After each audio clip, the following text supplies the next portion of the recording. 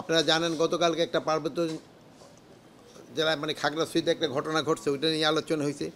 চলমান পূজার ব্যাপারেও আলোচনা হয়েছে। রাকসু এবং চাকসুর ভিজিট সম্বন্ধে আলোচনা হয়েছে। আসন্ন জাতীয় নির্বাচন উপলক্ষেও আলোচনা হয়েছে। তারপরে আপনার ওই মিয়ানমার সীমান্ত নিয়ে কিছু আলোচনা হয়েছে, স্পেশালি মাদক নিয়ে বেশি আলোচনা হয়েছে। এই ছিল আমাদের আলোচনার মেইন। তা আপনারা জানেন এবার সারা দেশে পূজা মণ্ডপের সংখ্যা হলো 33,355টি। এটা গতবারের চেয়ে প্রায় 1,000-এর মতো নাকি বেশি। দুর্গা পূজা উপলক্ষে 24শে সেপ্টেম্বর থেকে প্রতিটি পূজা মণ্ডপে আনসার সদস্যরা নিরাপত্তা রক্ষার দায়িত্বে পালন শুরু করে দিছে। এবার তারা এই 2রা অক্টোবর পর্যন্ত এই মোট 9 দিন ওখানে দায়িত্ব পালন করবেন। এবং এই দুর্গা পূজা নির্বিঘ্ন উদযাপনের জন্য সারা দেশে প্রায় এখানে লেখা আছে 1 লক্ষ সেনাবাহিনীর মতো সদস্য নিয়োজিত থাকবে। সীমান্ত সেনা এবং সদস্য মানে সশস্ত্র বাহিনীর সদস্য নিয়োগ থাকবে।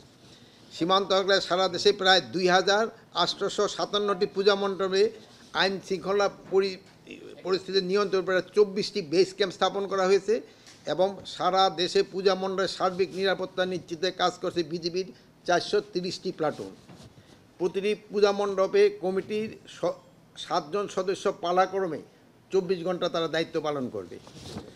প্রতিটি পূজা মণ্ডপের কার্যক্রম মনিটরের জন্য স্বেচ্ছাসেবীদের একটি এনটিএমসির অ্যাপের সঙ্গে যুক্ত করার ব্যবস্থা করা হয়েছে। দুর্গা পূজা উপলক্ষে মহিলা শিশু মন্ত্রণালয় থেকে অনেক স্বেচ্ছাসেবী নিয়োগ করা হয়েছে। সংখ্যাটা আমাদের কাছে এখন না, প্রায় তারা আলটিমেটলি 80,000-এর মতো নিয়োগ করবে। আমার সারা দেশে পুলিশের সংখ্যা 70,000 মতো কাজ করবে পুলিশ। এটা লেখো না এখানে। পূজা মণ্ডপের নিরাপত্তা বিধানে স্থানীয় গণ্যমান্য এবং ছাত্রদণ্ড তাকে অন্তর্ভুক্ত মনিটরিং কমিটি গঠন করা হয়েছে। প্রতিটা জেলায় এটা কমিটি আছে।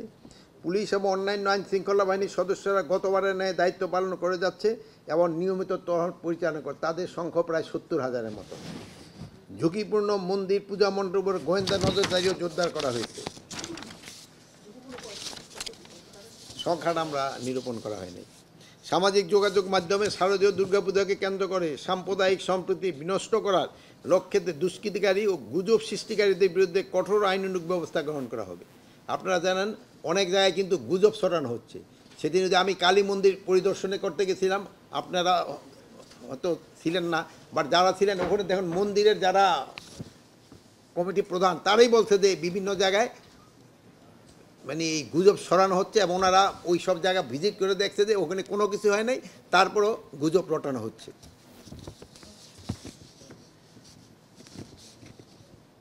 আর সামাজিক যোগাযোগ মাধ্যমে মিথ্যা ও বিভ্রান্তিকর তথ্য প্রতিরোধ করে জনসমক্ষে সঠিক স্পষ্ট বার্তা প্রচারের জন্য সকলকে নির্দেশ দেওয়া হয়েছে।